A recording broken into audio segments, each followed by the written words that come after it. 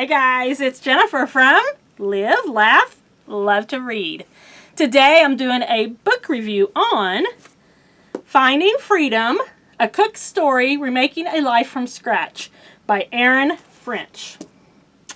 So, I'm giving this book 3.8 stars. Yeah, so I got this book for free from Celadon.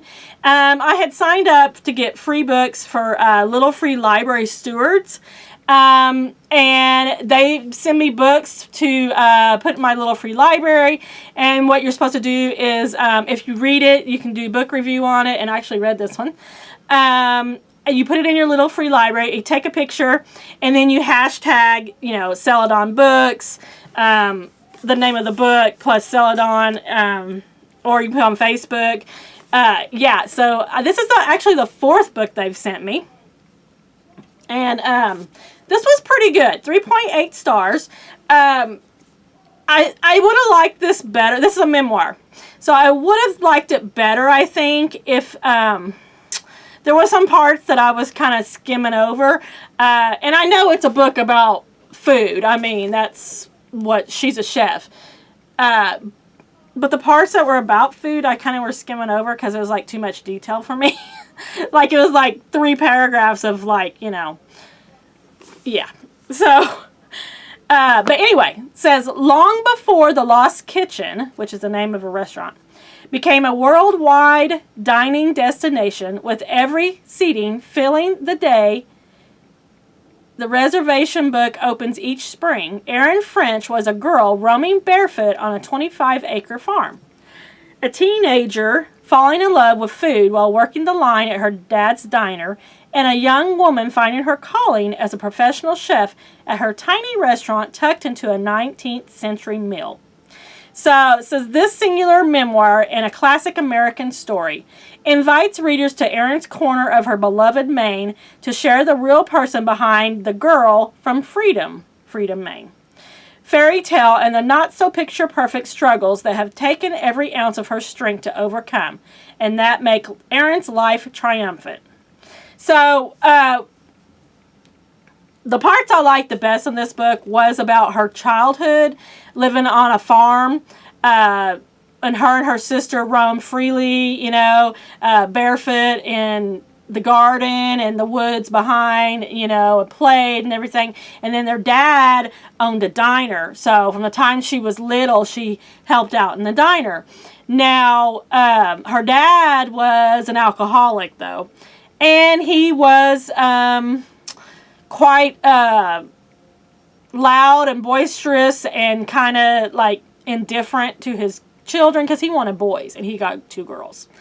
And her mother is very meek, very mild, does what her husband wants, he's not a very nice man. But she does start working in the diners, and from the time she's 12, she starts working there, and she wants to go to college. Well, he tells her, then you better start applying for scholarships because I'm not paying for it.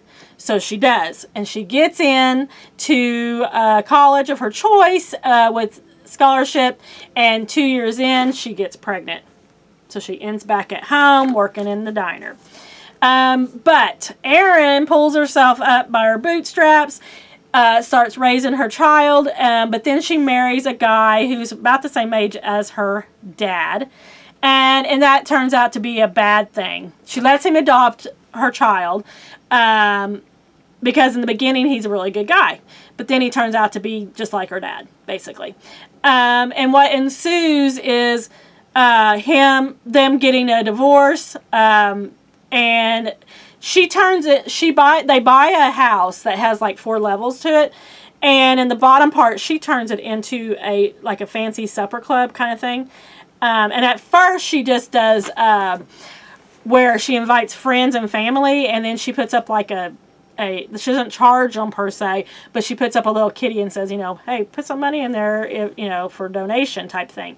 And that's how her life begins in becoming a chef. And she's not formally trained at all. She teaches herself. She worked at the diner and all that, but she makes a success of it.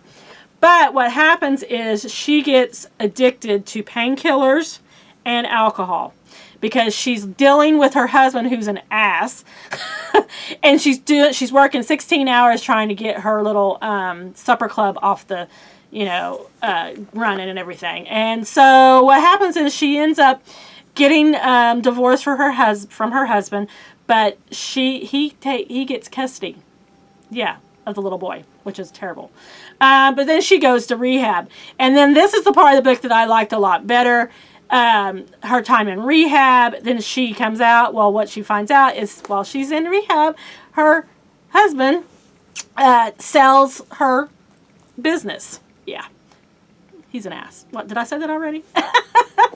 Anyway, so the book is all about her rebuilding her life, rebuilding her business. She actually buys an old mill, M-I-L-L, an old mill in her town, and turns that into another fancy, I don't know if you want to call it a supper club, but it's kind of like that. With the, she does farm to table, literally, because in one point in the book, she goes around to her neighbors and she's, hey, can I have this fancy supper in your old barn? And at one point she does with this family, and they have chickens, and they actually slaughter and defeather 30 chickens, and she serves it that night with fruit and vegetables and stuff from the garden, and that kind of thing. And it's really kind of cool how she turns it back around. She gets off the prescription drugs. She quits drinking alcohol and all this. And it was just really good. I thought it was good. 3.8 stars. I would have gave it more, I think, if I didn't skim over some of the parts that I found kind of boring.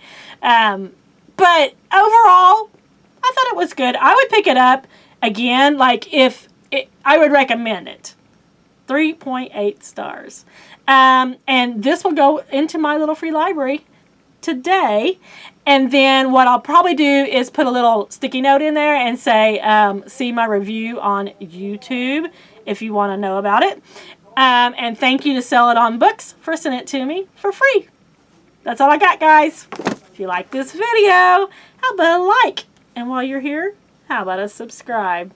Don't forget to check back for more book videos coming up soon. Thanks, friends. I'll see you next time.